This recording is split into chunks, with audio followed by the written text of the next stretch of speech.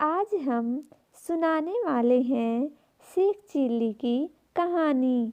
कहानी का नाम है शेख चिल्ली का नाम शेख चिल्ली कैसे पड़ा। तो आइए कहानी को सुनते हैं। ऐसा कहा जाता है कि शेख चिल्ली का जन्म गरीब परिवार में किसी गांव में हुआ था। उसके पिता बचपन में ही गुजर गए थे, इसलिए उसकी माँ ने उसकी परवरिश की थी।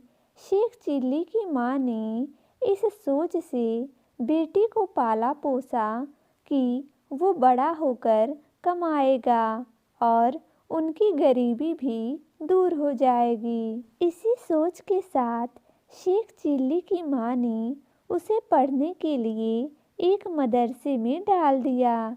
वहाँ मौलवी साहब ने शेख चिल्ली को पढ़ाया कि लड़का है तो खाता है और लड़की हुई तो खाती है, वैसे ही जैसे सलमान जाता है और सबरीना जाती है।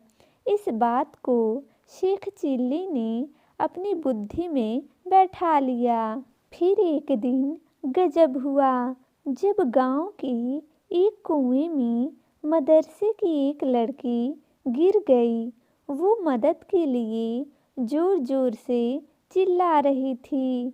शेख ने जब उसे कुएं में गिरा हुआ देखा तो वो दौड़कर अपने मदरसे के साथियों के पास आया और बोला, वो मदद के लिए चिल्ली रही है।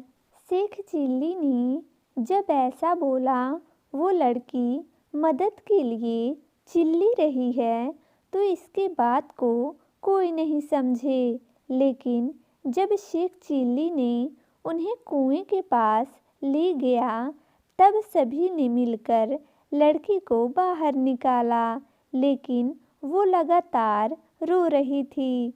उसको रोता हुआ देखकर शेख चिल्ली ने उसे समझाने लगा, देखो कैसे चिल्ली रही है, डरो नहीं, अब सब ठीक हो जाएगा। तभी किसी ने शेख चिल्ली से पूछा, शेख चिल्ली तू बार बार इसे चिल्ली चिल्ली क्यों कह रहा है। शेख चिल्ली ने कहा, अरे लड़की है तो चिल्ली ही तो कहूँगा, लड़का होता तो चिल्ला मत कहता। शेख चिल्ली की बात सुनकर सभी हंसने लगे और उसे चिल्ली चिल्ली कहकर चिढ़ाने लगे। यही वो बात थी जिसके बाद से ही शेख का नाम शेख चिल्ली पड़ गया। इसके बाद भी शेख चिल्ली को समझ नहीं आया कि उसका मजाक क्यों उड़ा और सब उसे क्यों शेख चिल्ली कहने लगे। लेकिन इसके बाद शेख ने भी कभी भी अपना नाम बदलने के बारे में नहीं सोचा।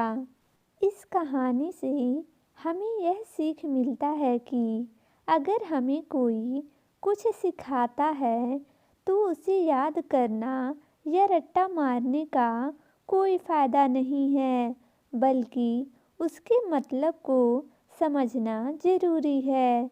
रट्टा मारने से तो बस शेख चिल्ली जैसा ही हाल होता है।